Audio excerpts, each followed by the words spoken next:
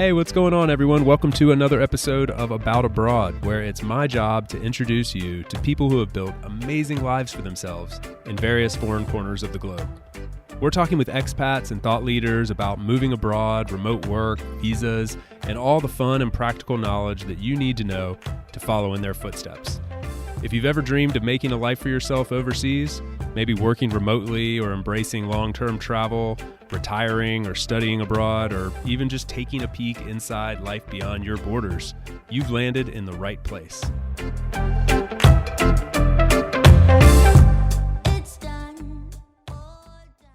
My guest today is an American living in the beautiful French Alps who's been living there for 8 years now and shares her story about how she came to call France home, make the transition abroad, the stepping stones that she took to build this beautiful life abroad in one of the most well-balanced and gorgeous countries in the world. We also talk a lot about the differences between French and American culture, French and Spanish culture, generally life in Europe, and some of the practical information that might be helpful for you if you're thinking about making the transition to France.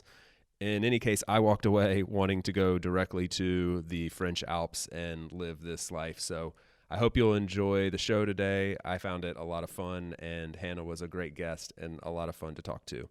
Please help me in welcoming Hannah to About Abroad. So Hannah, what's it like in the French Alps right about now, weather-wise? Weather-wise, so it actually had a big dump last week, so we got some more snow, which was nice Oh, to have, but it's definitely turning to spring, like highs of 20 this week.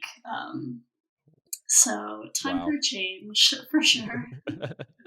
Sitting down here in Spain, that sounds awesome and like mind-blowing at the same time.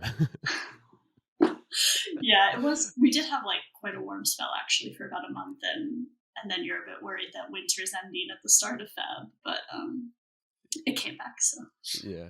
Do you get worried about that? Like when I guess like your background, we'll get into all this, but like you're working in the ski industry, so I guess you don't want the snow to melt too quickly.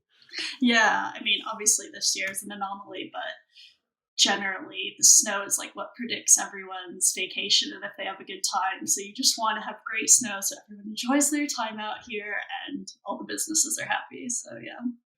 Well, I'm super excited to talk with you today for a couple different reasons. One, fellow American living in Europe and hearing about how you made this transition to living in Europe a reality. Because I would imagine for you, like for me, you kind of grow up thinking that like that's probably not really possible, or maybe it's not even on your mind, but it's not like a normal thing necessarily to transition in your case from Ohio to France. And so anyway, I'm excited to learn more about that. And also because I'm just like obsessed with the Alps and the culture, and I want to spend more time in France than I already have. And so I'm excited to just learn from you and hear more about life and like what I think is one of the most beautiful areas of the world. Yeah, it is pretty stunning around here. I think you start to get used to it maybe too much. And you need someone like you to remind you of like, oh yeah, it is amazing. I will say, like on the flip side of that, I find that as well. Like when my wife and I moved here, we've been in Valencia for 3 years, and we're like at first just like obsessed with the Mediterranean, like walking out on the Mediterranean beaches all day and exploring cute little Mediterranean villages and stuff. And after a while, you're like, oh man, I could really use like some mountains in my life. You kind of like start taking it for granted, right? And like you need to be shaken, like, Always. no, this is awesome. Oh, it's inevitable. No matter where you live, it becomes home, doesn't it? It becomes routine, and you always have that, no matter where you are in the world. Yeah. Well, so let's back up for everybody. I know a little bit, but like just for letting the listeners know a little bit more about you. So can you tell us a little bit about like where you're from and where you are now and how long you've been there and all that? Yeah. So I grew up in Ohio and went to school there. Um, and then, without getting into all the details of my life and stuff, I worked for a couple years after school, and yeah, kind of felt like, oh, like I always knew I wanted to live abroad, and I was kind of like, now's the time. I'm single. I don't have a house. I need to take this opportunity now. So yeah, I came over to Europe for what was a 6 week summer gig. I led teen adventure trips like around Europe, which was super fun. But I didn't really have much of a plan. I had a TEFL certificate to teach English, and I just hoped to be abroad for a year, and that was kind of the aim. Um, and then, yeah, I actually met my now husband, and we ended up coming to the Alps. And long story short, yeah, it's been 8 winters here now. So Wow. yeah. Is he from France or from Europe? Your husband, he's or he's British. he's British? Okay. Yeah. And with So Brexit and everything, you guys are fine. You've been in Europe long enough where fine, quote unquote. yeah, fine. No, we are, because we've been kind of set up and on the system for quite a long time. But I think some of it's maybe a bit vague as to what it means longer Yeah. term. I mean, there's no answers, but I'm here. I'm not illegally here, so You won't be like tossed out into public eye with this show. Don't worry. Oh man, that's awesome. So it's kind of interesting that it all started with a TEFL certification, because I think that's something like that. It could be a study abroad, a teaching English gig, maybe an au pair. There's all these like little entryways that people get a little taste of a place abroad. In your case, and in my case, that place was Europe, and you kind of fall in love, and then you think, oh, I hope I can stay. I hope I can do it longer than the 90 days. And in some way or another, like, people end up making that happen. And it's interesting that yours started with just the 6 week program and a TEFL cert. And okay, let's see what happens. yeah, I remember leaving. I was living in Arizona at the time. I remember leaving and had a little going away party. And I remember one of my friends literally laughed in my face when he was like, "How long is this gig for?" I was like, 6 weeks. And he was like, "You're an idiot. You're joking. What are you thinking? Like, leaving your life behind?" I was like, I was confident I knew I'd figure Yeah. something out. And here I am. So he's laughing now. Exactly. From your perspective, it looks pretty good now. Yeah. I But think yeah, that can be was a a point of gig. inspiration though for people, right? Like sometimes you got to just like make a change, take a leap of faith, try something different. If that's like you said, like I always had this dream to live abroad, and you thought you might always do it, but you weren't really sure how. That's a theme I hear over and over again talking with people through the show. It's also like I can relate to this as well. It's like at some point I just got to like cut the ties and figure it out and like take the first step and go from there. Yeah, and you gotta kind of be okay with that ambiguity and just get a little scrappy and make it happen if that's what you want. Yeah. Yeah, make it happen. And so you ended up in France. Was there any reason that you ended up in France? Like, was it? I mean, aside from it being gorgeous, but like, was there any particular draw there? Not specifically. I mentioned to you earlier that I had studied abroad in Spain, and growing up in the U.S., Spanish is just like the language you go to for learning. So I wasn't really a francophone in any way, but actually came here because of the mountains and like the amazing skiing that they have. So yeah. You don't need much more of an excuse than that, I think. That's cool.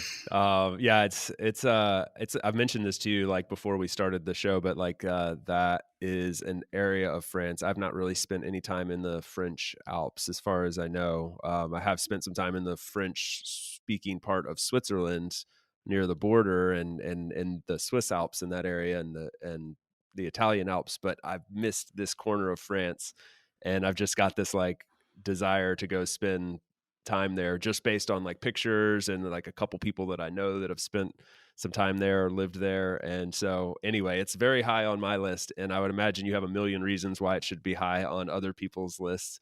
But what is it that like draws you to the area? What would you like if you were going to sell it to somebody?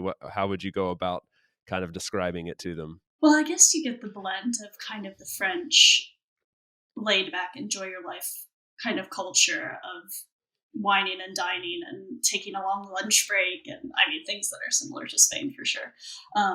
But you get all of that kind of mixed with the outdoors, and sometimes it's a negative, but there isn't much to do here that isn't outdoors focused. But if you do enjoy, camping, hiking, biking, climbing, skiing, everything, you kind of get the mesh of those two things, which I think is really nice and unique and lends to a good quality of life. Yeah. Is that you mentioned the laid back part of life, like that's something that I've really have you found you've kind of like slowed down? Like I don't like if that makes sense to you, like living in France and in Europe, like for me that's definitely a true thing. It's hard not to slow. You have to slow down in Spain or like you'll go crazy.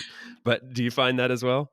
Yeah, like you have no option. And I think I'm still not fully adjusted. I don't know if you ever fully adjust coming from like a 24-hour convenience culture. But sometimes I talk to my friends back home and I'm like, oh, I ordered whatever for renovating the house, and we'll probably get it in 4 weeks, but it's actually August, so they're closing for all of August, so maybe September. And she's just like, what the heck? And you do just have to adjust to the slower pace, or yeah, you'll go insane. I remember the first August that I was here. This is something like maybe you've heard about before for people listening from the US or other countries. Like you might have heard about like in August, they take a lot of vacation or something, but like legitimately, like in Spain, you'll walk around and I think it's maybe true in France too. Like you'll walk around and see a sign on a door that says like of a shop or something like we'll be back in 6 weeks. We're on 6 weeks. We're on vacation. And you're like, Yeah, like a that's mind blowing at handwritten first. one as Yeah, well. yeah. Just a piece of paper. Like they don't care if it flies away. Yeah. Like, what do you mean you'll be back in 6 weeks? Like you have my dry cleaning. Like I gotta pick it up. I know. But that just don't care. And it's like it can be frustrating, but it's also like when it gets into you, it relaxes you a lot, and you think like, well, if that's okay for them, it's also okay for me. Yeah. Yeah, definitely. And I always say don't trust a website. If it says it's open, at least try and call Yeah. or just show up and see if there's a note on the door. And you have to be okay with that. Yeah. Is this it's something we obviously both like but can also be a source of frustration at times, or at least a source of like a reminder that you have to change your natural tendencies. Are there any other kind of major elements of life in France as an American that you've sort of had to find yourself recalibrating? You've been there a while now, so it might be tough. Interestingly, I don't know if this is about, I guess, adjusting more my mindset, but I imagine a lot of people who are interested in moving abroad or do move abroad might not be the most American proud type of people necessarily. If you are kind of interested in other cultures, and not in a negative way or anything, but just that's generally the kind of people you find. But I've actually found that the longer I've been abroad, I've almost become more proud of where I've come from and felt Mm, like I'm representing this country and it's who I am. It's where I grew up. Like that will never go away. And if you're like saying something rude, I'm going to stand up for it. And like, yeah. have kind of positioned myself totally different. I wouldn't be that person in the US, but here, when I know I'm one of, let's say, a whole group of expats and I'm the only American, like I want to represent all the amazing things that our culture does have. I could not agree with you more. I find myself getting like more. I used to be sort of like an apologist, I think, of some sort. Like, oh yeah, I know we do it that way. I'm sorry, quote unquote. Like, or like really trying to see the other side. But I think I hit a limit with that at some point as well. Like where I feel more like, well, we have some things to be proud of as well, and I like to kind of wave the flag for that, and also like recorrect stereotypes that I actually like love stereotypes. I think they're hilarious and like kind of fun to dive into, which we should definitely do about France because that'll be fun. But like I kind of like debunking some of these stereotypes that I think are overblown or sort of false. Yeah, stereotypes are interesting because they obviously come from somewhere, but I think we get the worst of it with American culture being so widespread that ours are just even bigger. Yeah.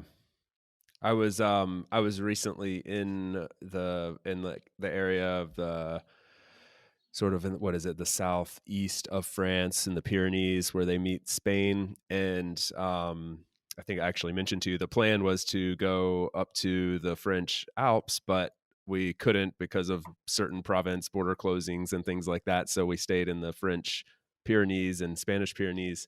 And anyway, we were in a little French town, and this lady heard that I was American, and she was talking like in broken English, very heavy French accent, but basically it was at the time of the debates of the U.S. presidential elections, and she was just so concerned and so heavily invested in the conversation, and and it's always just sometimes like a reminder to me how far our media cycle reaches, and how people really are paying attention around the world. So that's where a lot of these things come from, like from a good sort, like a genuine interest in a like a good place, I think, a lot of times. Yeah, I remember when I studied abroad, it was 2009. So obviously Obama had just been elected, and I just remember everyone here like knew about him. And I remember thinking like, I don't know the president of any of these countries.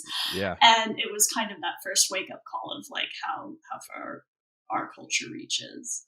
Yeah, on the flip side of that, I had a guy one time, I think in Amsterdam or in the Netherlands, like drilling me hardcore on some Texas senator's policies. And I was like, I have no idea who this person is. Like, I couldn't tell you the first thing about the politics in Texas. And so whether I should have been embarrassed by that or not, I was also like, man, it goes a little too far sometimes too. Yeah, definitely. What's the where you are in this area of France? So I think a lot of expats from the US and other countries, oftentimes if they're moving to France, they might go to Paris or one of the larger cities. But I wonder what it's like there for you from a sort of an expat community situation. Like is there much of a expat community, or are you pretty much surrounded by French, or what's that like? There is a good sized expat community actually. Like a lot of Brits come out here to ski, and they do ski seasons kind of like for a gap year. But you know, people turn that into their life. Um, and yeah, so there actually is a decent size expat community, but on the contrast, the region I live in is called Savoie, and it's a pretty like old school thinking in terms of maybe a bit close minded. So, for example, I have French friends who aren't from this village, and people who are from the village are like, they're not from here. I mean, they're from 30 minutes away. And I'm like, I'm really not from here. So, there is this kind of weird contrast of this kind of old mountain man, we've been here for generations culture with like these expats who've come here to ski. So it's an interesting blend of the two for sure. How do they accept you? Like how do you feel welcomed into that French side of the community? Um, it takes time. It's hard for Yeah. sure. I do have some great French friends, but it did not happen quickly. Like I definitely got into the expat community first and easily, I'm sure, as most people do. Um, so yeah, I would say it's like still, you know, not a struggle, but not more difficult than being at home for sure. Yeah.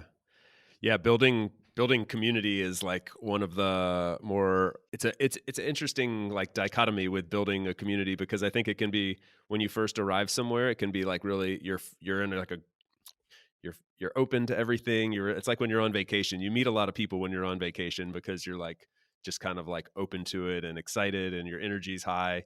And then you get settled in and it can kind of like dip a little bit, and maybe you're not like, it's not so novel anymore, and then you have to like try to build like not these little kind of shallow relationships, but then you're trying to build deeper relationships, and there's cultural differences. And so it's an interesting thing. I've kind of seen a common theme with this, talking with people on About Abroad about their experience abroad. Yeah, and I think maybe a little tangent to that, but I think with cultural differences, you can be aware of them consciously in your brain. You know what the cultural differences, you know how French people act differently to Americans, but like when sometimes you just feel things that you feel, you know, if someone was rude to you in the shop and you're like, oh, and your emotions kind of overtake that, you know, that's just how they are and don't take it personally. So you kind of have this contrast of trying to navigate that as well. Totally true. Really quick, coming back to stereotypes, what stereotypes do you find that the locals there have of Americans? Um, well, they definitely like us more than the British. Yeah. That's a funny thing, right? In Spain, it's that way too. I'm used to kind of being like the hated one because like, oh, another American or something like that. But then like here, it's like they call them Gearys, Giri, and they're like, oh, Geary's like, but you're not Geary, don't worry, that's just the British. And you're like, oh, okay, cool. Yeah, like as soon as because they obviously hear my accent, but as soon as I say like I'm American, their like eyes light up and they're so interested all of a sudden once they realize I'm not British. So that has worked in my favor.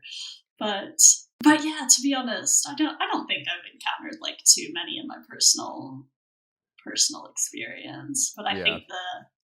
I think actually that's wrong. So my next door neighbors, they're really lovely. They're quite international people, and their son did a exchange year in Colorado in high school.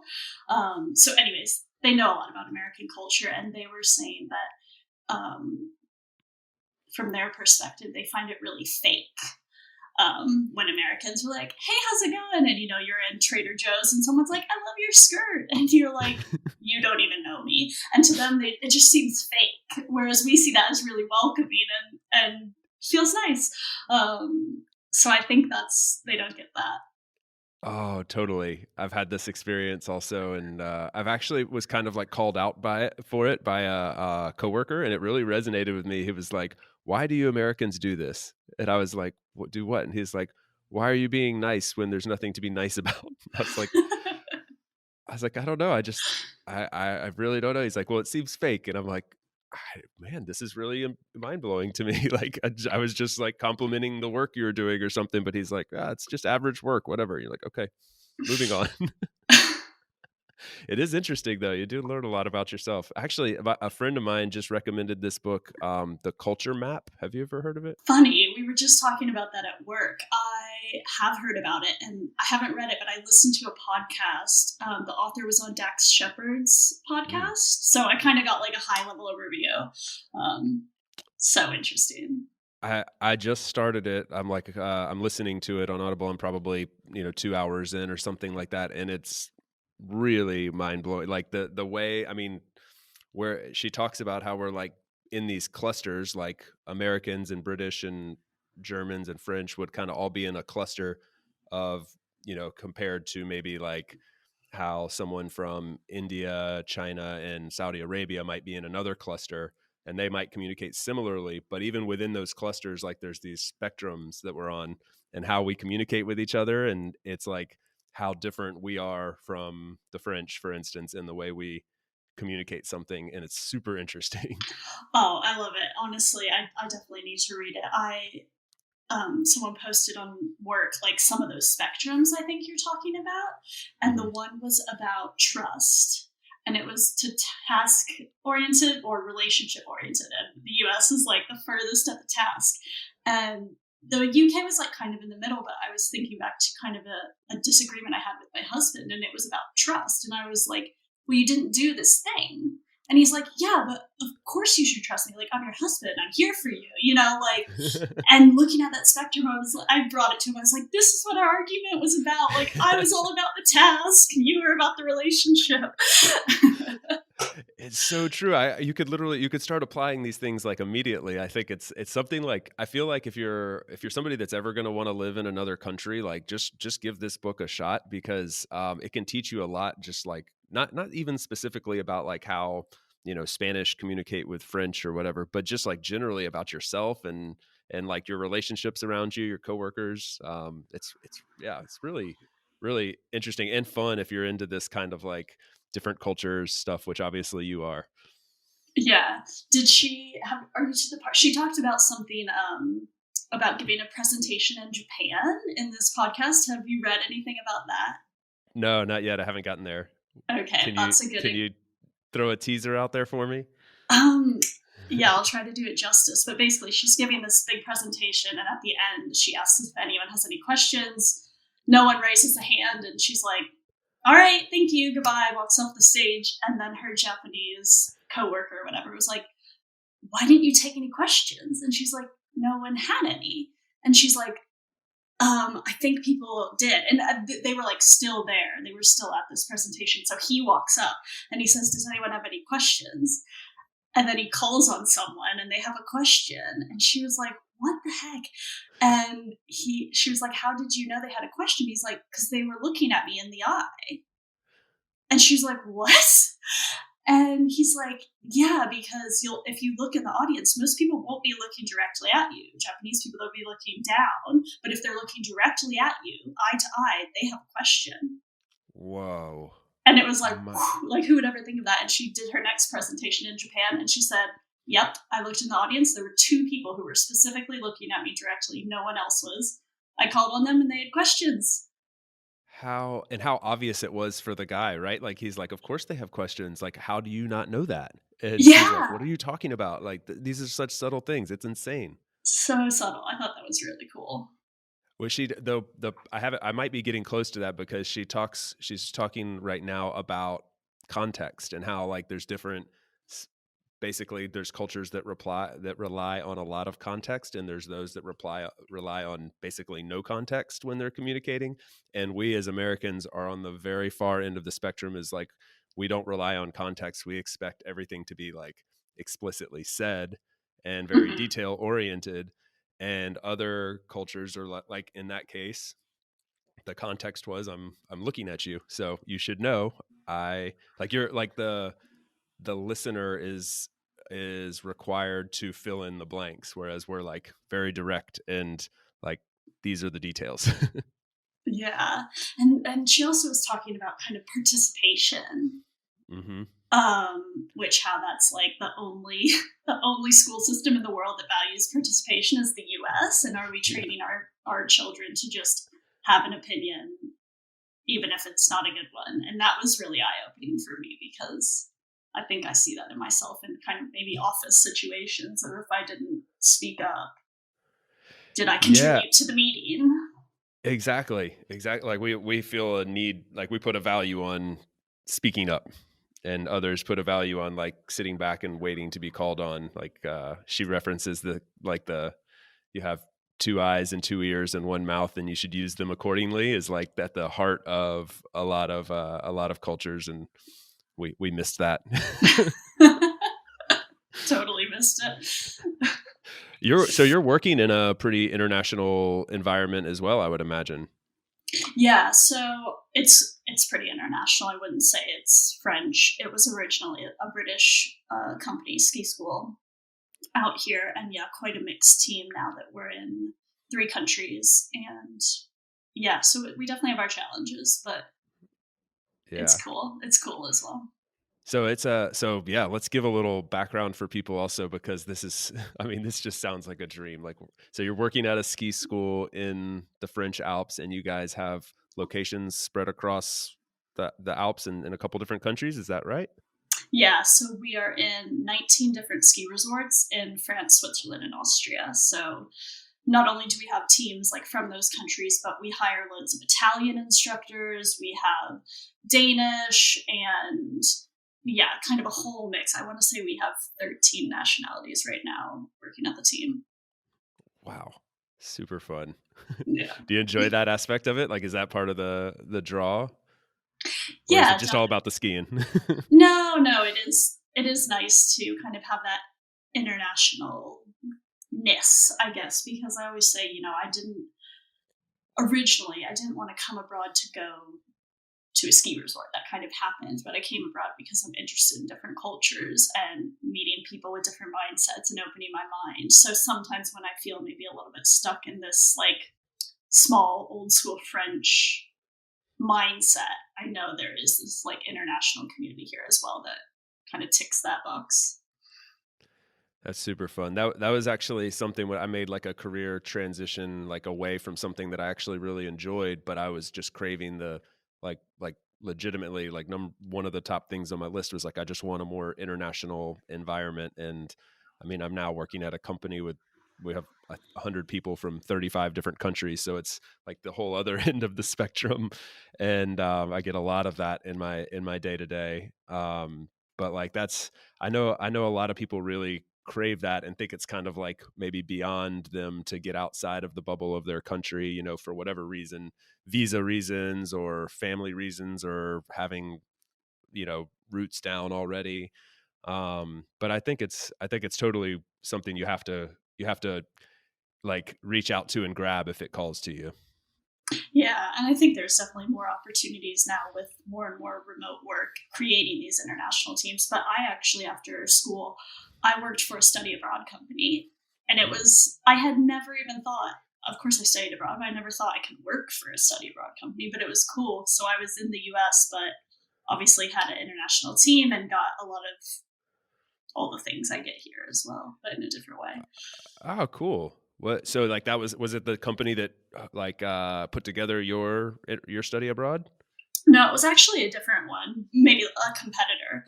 Um, but yeah, it was. I had never even thought about it. I was looking for work, I think, at a university at ASU.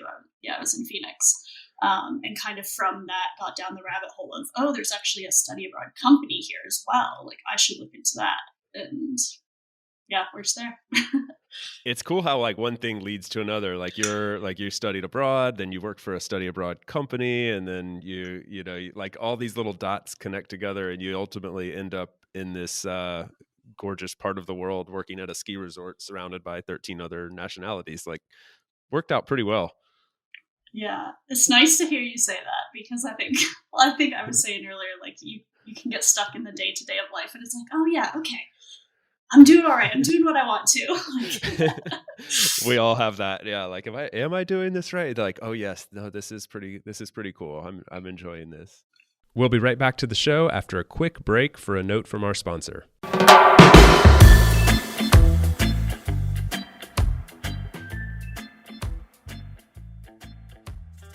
This season is brought to you by my good friends over at Insured Nomads.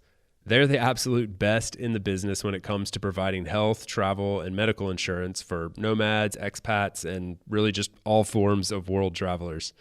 I know insurance is often something that's overlooked when we're fantasizing about traveling the world, but it's absolutely necessity that we address this because often the policy you have in your home country isn't going to cover you while you're abroad. And it's also a requirement, as a lot of people may not realize, to actually buy private travel or expat insurance, as it's called sometimes, to obtain a visa or even enter certain countries. So fortunately, there are companies like Insured Nomads to help us with this. Not only do they have excellent coverage and great prices, but they're also providing a first-class experience with additional perks and best-in-class technology via their app. It's an amazing experience. I can't recommend it enough. Now, this is a company that was built by world travelers for world travelers, so they know what it's like to find yourself in a difficult medical situation abroad, and they want to keep you from having that same bad experience. So the next time you're planning a trip abroad, whether it's for a week or a lifetime, check out Insured Nomads via the link in the show notes.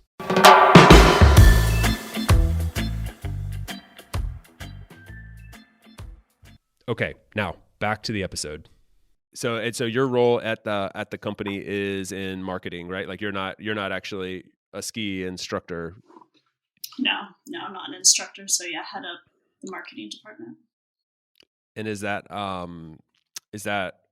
remote team? Like do you have people on your team that you're working with daily, and are you in an office, or are they spread out, or what's like collaboration like? So pre-COVID, we were maybe half remote, I would say. So we used to have an office where there was maybe, I wouldn't say half the people, but maybe like a third of the team were based here. But then have people in the UK, Switzerland, and Austria. So we kind of had this mesh of remote and this office, but we also really prioritized getting together throughout the season because we felt that was just really important to connect. So there was a lot of travel going on and lots of meetups and stuff. But yeah, since COVID, basically France has asked that, if you can work from home, please do. So we're kind of all remote for the indefinite, which in some ways was like a really easy transition because we had all the systems in place. But I think there was still a bit of like kind of culture lost that we haven't like strategically replaced, I guess, or tried to combat that. So still kind of navigating that, but yeah, loads of Google Meets and Zooms and all the things. We've all become like way more accustomed to that in the last year and a half than we had planned, right? Yeah, definitely. It sounds like a great place to work though. Like, I mean, you throw in the fact that you get to go around and do these meetups at different resorts around the Alps and in different countries and with people from different nationalities. It sounds really amazing. Yeah, it's challenges like any job, but yeah, pretty fun, and all those perks definitely make it better.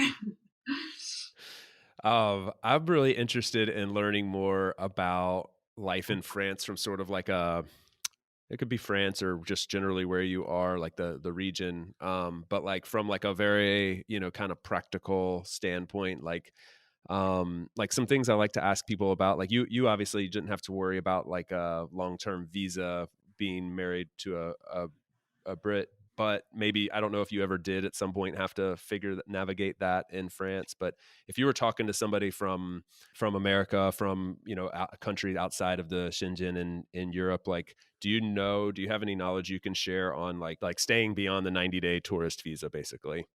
Yeah, I wish I had more info or better advice because, yeah, when I was first here, I was kind of just popping in and out and just doing Yeah. those 90 days for a while. Um, but I think it is getting some kind of work in advance that can help you out with that Yeah. situation because even the job I had,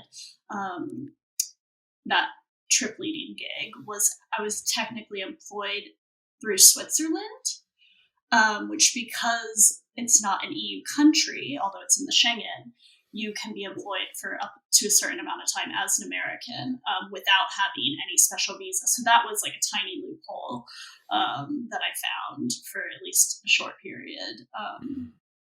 But yeah. Yeah. I think that's like something that I've learned throughout this process of doing this show and kind of like my own nerdy research on this stuff is like there are loopholes. Like the general rule is like, you have 90 days in and then you got to be out for 90 days and that's it.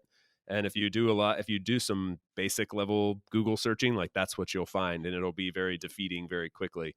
But there are tons of loopholes and there are visa options in different countries. I'm not really aware of what's available in France specifically, but like I found like the visa that I'm on in Spain, there's one in Portugal, there's one in Germany, there's one in Greece, there's one in Italy.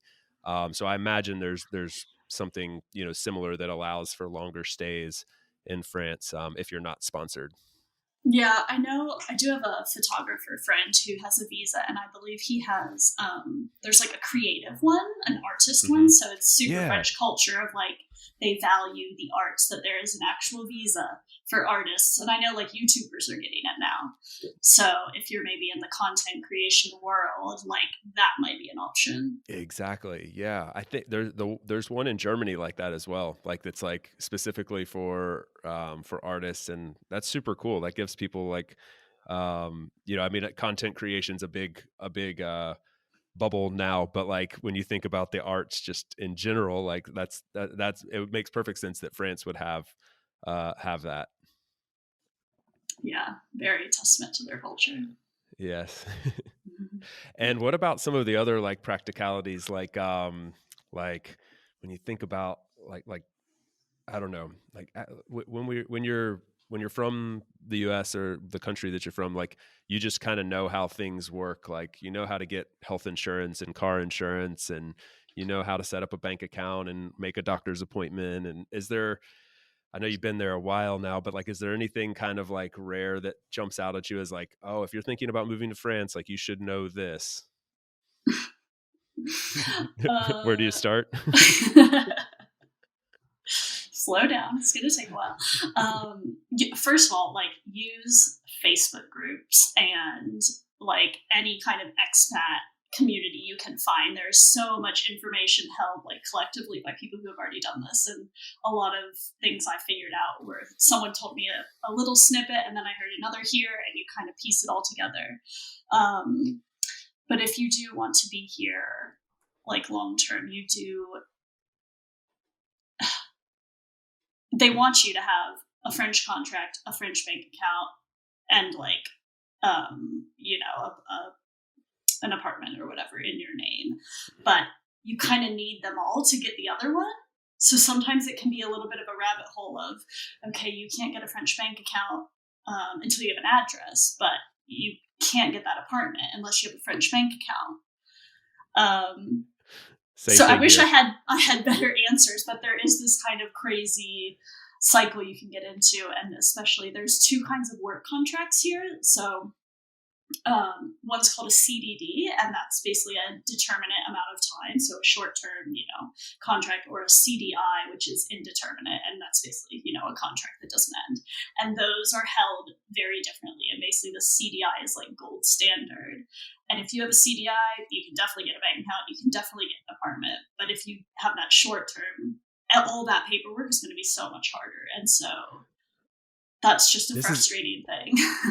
So that's like work contract essentially. Like this is something that I think like living in Europe for long enough, we start to like that doesn't exist in America. You don't get like, it's like employment at will. They hire you, but then they'll fire you if they need to. Like these are like, so the CDI is like a contract for employment, like a commitment from the employer to keep you on employed, right?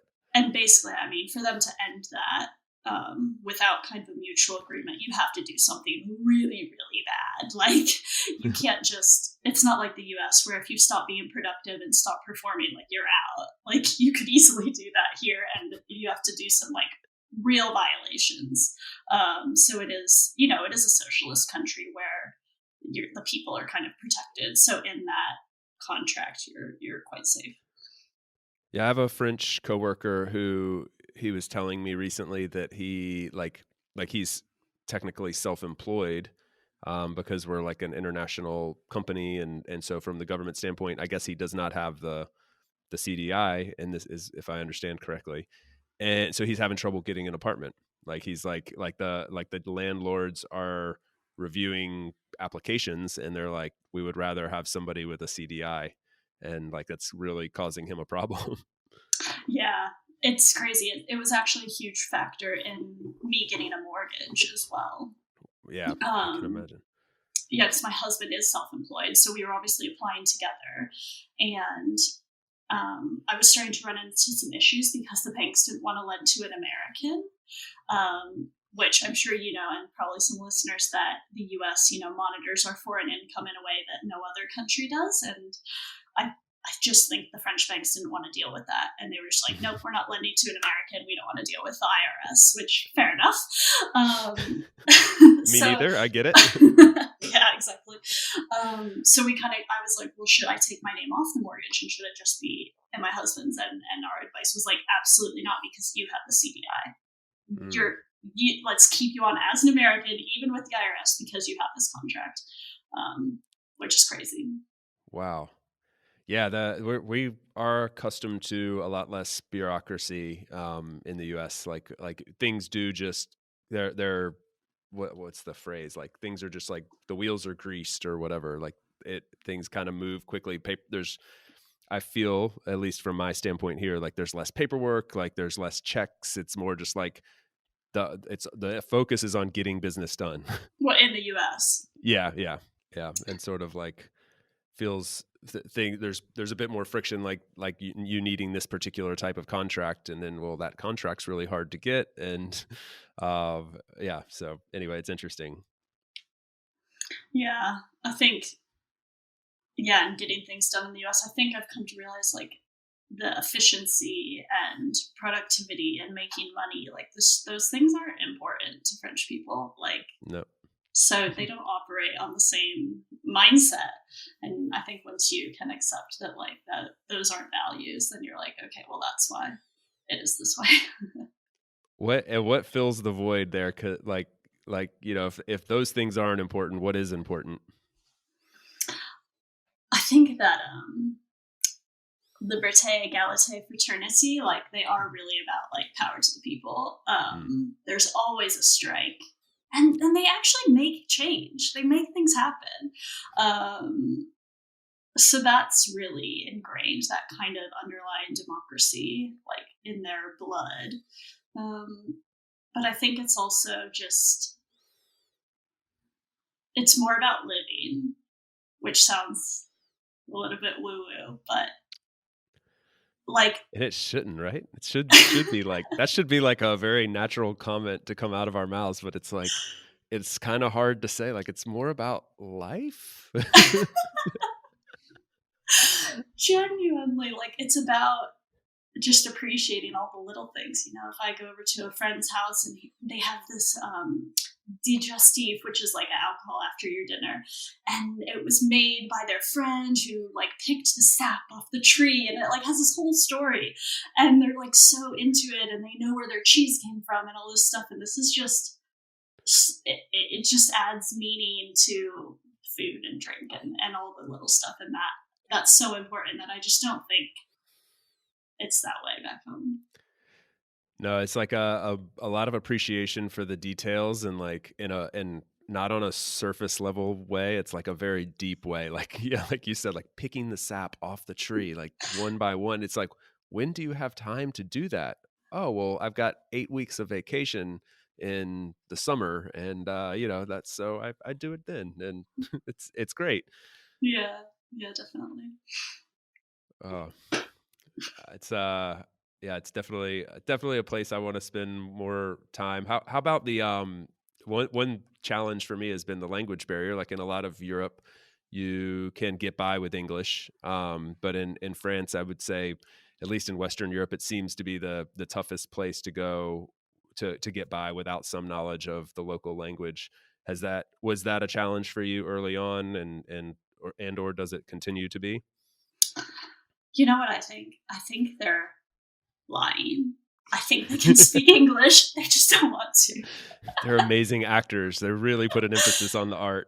No, I would agree with you generally that yeah, there is um, yeah, less English spoken here. But I mean, with young people, you're totally fine. It's more older generation, and I do think it's more about the respect, and I think more than any other country coming in and asking, "Do you speak English?" and trying a word here or a word there, like then they really appreciate that, and I think that goes a long way.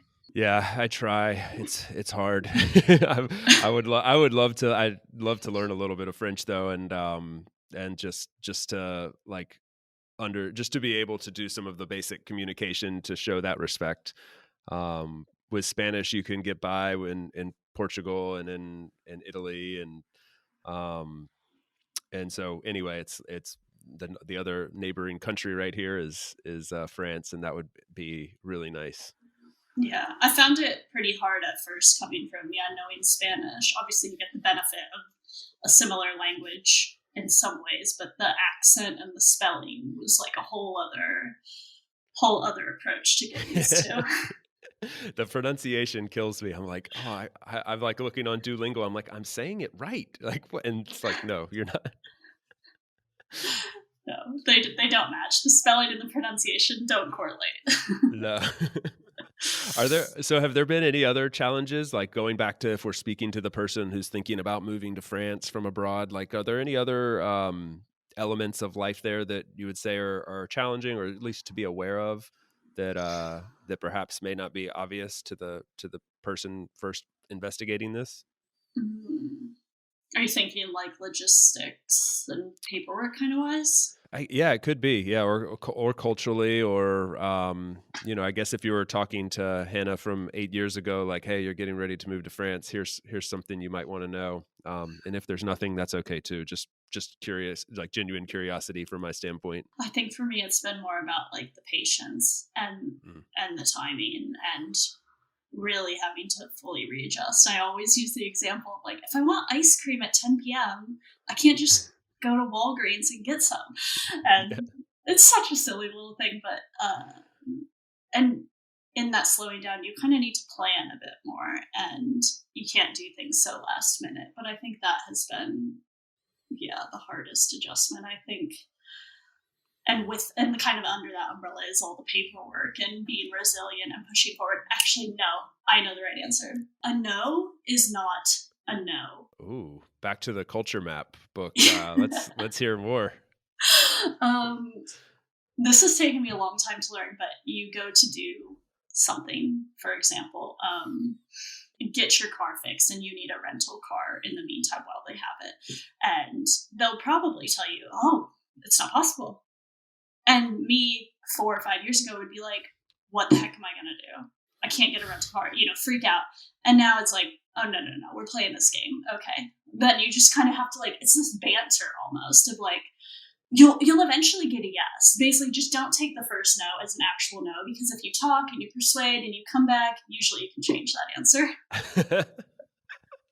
It's so interesting. Do you think, I mean, this sounds bad, and but do you think is it a laziness thing? Like, oh, well, I just want to say no because then I don't have to do something. Or is it more like, this is just the art of conversation? Like, this is how it works. Probably a bit of both. I think there's definitely the laziness. They've got that CDI already. They're like, I'm employed. I don't need to get you a rental car. 100%. They're not, it doesn't matter about their performance. They're not worried about that. So there is a bit of that. But I think generally, the French conversation is more argumentative, even when it's not an argument. It sounds like to English ears as an argument. So I think there is a bit of that as well. That's just how they communicate. Super interesting. Do you, and well, I was going to ask another question along those lines. Oh, I know what I was going to say. I think the equivalent of that in Spain is mañana, tomorrow, does not mean mañana ever. It's in the future. That just means at some point in the distant future, and it's so true. It's like, and sometimes I had a situation. I had to get coming to the car thing. I had to get my car fixed. I was at the car in the garage, and I called the mechanic who was close by, and he said, I'll be there in 10 minutes. And I was like, and he's like, I told him what the problem was. Oh, I know exactly what it is. I'll be there in 10 minutes and we'll fix it right then and there. No problem. Cool. And I thought, man, I'll be done with this in 20, 30 minutes. He arrived about an hour later. He did not have any idea what was wrong with it. He said, I'll need to come back tomorrow, but I'll definitely have it fixed tomorrow. And a week later, it was finally fixed. And I talked to him every single day. Oh yeah, for sure tomorrow. And it was just and he's not preoccupied about this at all. He's totally unfazed. And a fellow Spanish person would feel the exact same way. Whatever. Yeah, it'll be ready. But I'm boiling. Come on, you said it would be 10 minutes. It's been 7 days. But I can't get it out of my blood. It's impossible. I think that there's a lot of similarities of in France along those lines. I think of a lot of people have issues with Wi-Fi, and so many Wi-Fi issues. And they speak to the company, and the company says, I'm sending someone out. No one arrives. You speak to the company, and they're like, someone came. And it was I'm at my house. No one arrived. And it's to get your Wi-Fi sorted will probably take forever. I think a practical thing to know is just the lunchtime closures, because you need to plan around lunchtime closures, and it's not just from 12 to 2. Every shop is a little different. So, put in your notes app. If you start living somewhere, I started putting a notes app of the lunch times of all the shops, because I couldn't memorize all of them. But it will cause a lot of frustration if you kind of set out to do your morning chores at 11 and then everything's about to close. So that is something to keep in mind. What's the schedule? What's the mealtime schedule in France? Like generally speaking, breakfast, lunch, dinner? So generally they roll into work at 9. So yeah, your croissant dipped in your coffee at home, I would say is breakfast. And then lunch standard is a 12 to 2 slot. Mm-hmm. And most restaurants will put on what they call a worker's lunch, and you can get 3 courses for 15 euros, which around here is cheap. But yeah, so everyone heads out for lunch, and then maybe the offices close a little bit later. I'd say maybe you'll work till 6 or maybe even 7, depending. And then dinner's late. Gotcha. Maybe not as late as Spain, but 8-ish or something. Yeah, you wouldn't go to a restaurant really before 8. Maybe 7:30, but you're probably going to a restaurant between 8 and 9, and then you're there till it closes. The closers thing is a really good point. That was a big adjustment, and still kind of these things that are sort of ingrained in you to be like, oh, it's lunchtime at 12 or some like here it's lunch is 2:30 to 5, something like that's when people generally eat, and they, restaurants open for reservations at 8:30 or 9. And I found myself going out for dinner at 6:30 or 7 and being like, oh, everything's closed. Oh yeah. And they're like actually closed. Like they're not restaurants that are just open anyway. That's like, no, no, no, we close until this time. Yeah. Yeah, I think that's something very different in terms of restaurants. Like, they want reservations. It's not really like in the US. I spent, I had my days working in restaurants, and we would always have a set number of tables we would reserve, and then you want so much foot traffic, so you would never like reserve the whole restaurant, because that then you get more foot traffic, you get people staying at the bar, you sell drinks, the whole concept. But here it's like, make a reservation just to be safe, Yes. because they really like reservations, and there's only going to be maybe 2 different times. You can't just pick a time you want to eat. There's an early seating or a late seating, so Yes. that's important. It's so funny, I think I tend to think there's a lot of differences between Spain and France. Maybe it's coming back to that clusters mentality we were talking about with the book, but like there's a ton of similarities here that even though I've spent some time in France, like it's just not been extended enough for me to observe some of these things. And like I'm noticing all these similarities. Like that reservations thing is so real, and the 2 seating thing is so real. Like you're not going to say like I'll be there at 1:15. No, it's 1 or 3.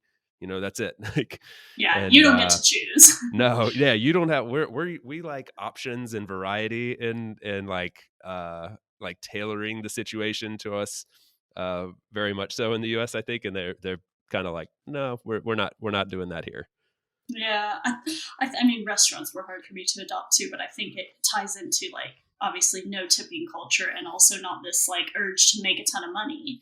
So you could slot in more reservations, but they don't have this money driver the way Americans do. So why would they run themselves ragged to make a few more bucks? Like, they wouldn't. Yeah, and that's where it comes back to what we were saying earlier, like that, like at some points it can, if you want that reservation at 1:15, that can be very frustrating. But when you get to the end result, which is like it's a bit of a calmer mentality, it's actually like a net positive. Yeah, for sure. And yeah, I think there are a lot of similarities between Spain and France. I think maybe it's like on an individual human kind of basis that it's more different in terms of like their personalities, but the structure, I would say, of how the country operates, seems Yeah. quite similar. Yeah. Interesting. You alluded to this a minute ago, but cost of living in France, I think, is kind of, at least on the spectrum in Europe, considered to be sort of on the higher end. But I think you get what you pay for. Has that been your experience, or how do you feel coming from the U.S. in terms of cost of living, generally speaking? It's hard saying from the US, because I guess it depends where you're coming Yeah. from. But yeah, whenever I went to Spain, it must have been in 2019 now, we went on a trip, and we just went to the grocery store, and everything I was picking up, I was like, this is €1, this is 150. It was so cheap to me. I was so angry that I chose France. Yeah, and same with Italy. But I do think you get what you pay for. I think in terms of like services that you get with your taxes and everything here, like in terms of roads and healthcare, and I mean, through all COVID, like all the unemployment they've given, like it has come back to been worth it. But we always say like, if you go skiing in Italy, then you come back and you're like, oh my gosh, France has their shit together. Yes. And then you go skiing in Switzerland, and you're like, France does not have their shit together. It's like a spectrum. That is hilariously true, because when we go to France, we're like, things just work here. God, this is amazing. And then you go to Portugal and you're like, man, Spain's really got it together. Spain's really, buses arrive like más o menos on time, and it is this hilarious spectrum. But Yeah, I definitely think is. I have this impression that like that in France you have one of the highest qualities of life in the world, and And you kind of alluded to that with a couple things you just said right there. Like they do really have all the systems in place and you're taken care of. And it seems like a very, very good balance between like having the structure and also like a lot of the kind of like laissez-faire mentality and just like relaxed mentality as well. Yeah, and it can go so deep as to why that is. And I think a lot about how you mentioned like your vacation. So standard you get, your 2 weeks of holidays, of like bank holidays or whatever, and then 5 weeks of vacation is like average. Whereas, so no matter what your job is, if you work at the grocery store, that's what you get. So you already have this kind of space to enjoy your life. You're not worried about healthcare. You're not worried about education. When I think of the US, like you don't get that vacation time unless you are grinding. You've been at this company, you've worked hard to earn that time. You also want to get your kids in a good school, so you're going to grind to make sure you have that money saved for them. Same with healthcare. You've got to be working at a good company if you want good healthcare. So the whole structure is kind of set up for you to do that. And when you don't need to do those things, you actually, I think then everyone in society can enjoy life a little bit more because we all have these baseline things. I could not agree more. And like my mentality on that has shifted a lot over the last 20 years since I started, traveling and experiencing other cultures. Cause I used to definitely be on that, like as a young, like kid with a lot of like energy um, just a closed perspective, basically just thought like, that's the only way, just like grind and like, and then you can have whatever you want. But like, I've really come to appreciate this more balanced aspects of life. And like, I've this is where like they say like travel is one of the best types of education in the world. Like you get so many different perspectives and you can learn so much about the way other cultures do things and start incorporating that into your life and kind of get the best of both worlds. Yeah, and it is good to question things that you just never would question. Yeah, And maybe you land in the same place, but you feel really confident in that, and that's also totally fine. yeah, yeah, exactly. Um one last little question, or maybe a question or two. You so like I have some friends that are expats from various countries who like still kind of have their life back in their home country and still have, and then also have like life here. And I'm thinking like for me, like for instance, in terms of like, you know, where you're planning to save for retirement, or if you have like health insurance from your home country that covers you here, or taxes, doctors, like bank accounts, things like that. Like, have you completely shifted to France, or do you have any strings attached? Without getting too personal on you, I'm just curious, like, are you have you figured out how to permanently make France the place you'll be, or do you still feel tethered in a way? I would say I'm probably like 75 to 80% French, but I do still have like a bank account, credit cards. I just use my parents' address for those things. And yeah, I had some retirement there as well that I don't even want to get into how I could move it over. And I think also like Yeah. I don't know where I'll end up. I don't feel like I'm in France forever. So it is kind of nice to have a bit of ability, a bit of that in the US, just depending on, your situations. And also something interesting, like French people don't have credit cards. Ah, yeah, that's true. It's not a thing. My Canadian friend, actually, when she got here, she got her bank account set up. She's like, I want to open a credit card because I want to build credit. And the bank was like, what? What are you talking about? And then you realize it's not a thing. Like, they just don't have credit cards. Like, they just use money that they have. Just cash and debit card. Yeah, like this whole idea of like racking up debt or putting it on the card and paying it off and getting points, like that's not a It's a thing. crazy concept, and like when you step back and think about the credit thing, it's like, so you have to take on debt to build credit. Like I get it why somebody would look at that and say this is ridiculous. Yeah, because obviously, like that's how you get a mortgage in the US. But here, they look at your savings and your income, and Yeah. that determines how much you can pay per month. And like super basic. It makes so much sense though, and like and we obviously have a massive debt problem back home. So maybe something we could learn from that simplicity. Yeah. But yeah, so anyways, a little bit tied to home, but not too Yeah. much. I just looked at the clock and realized we've been going for over an hour now, and I promise not to keep you any longer than that. So I'm gonna let you get back to your real worlds. But this was super fun for me. I learned a lot, and now I want to go to the French Alps even more than I did before. So I don't know if you want to share any other like last minute thoughts on life in France or like life in Central Europe. You're please feel free to. But this has been super fun for me. So again, thank you. Yeah, me as well. No, it's been really good to hear a little bit about Spain as well. And if you do come out like this summer, like let's definitely meet up. That would be I'd love cool. to. Yeah, that's Um, the plan. So I'm hoping, let's hope COVID doesn't cause any more problems in travel regards, and we can travel freely again through this beautiful continent. yeah, absolutely. No, I think if there's anything to say, it's like if you do want to live abroad, just be a little bit resilient because it will be hard. But if you want it badly enough, like you can make it happen. Just keep on pushing through any hurdles you hit. Yeah, that's a great bit of advice, and like a thread that ties together a lot of these conversations I'm having is like you can make it happen. It's just you have to put up with like don't get to your first Google search and decide that nope, it's impossible. Like there's ways to do it. Definitely. Thank you so much, Hannah. This was a blast, and I look forward to meeting up in beautiful southeast France sometime soon. Sounds good. Thank you.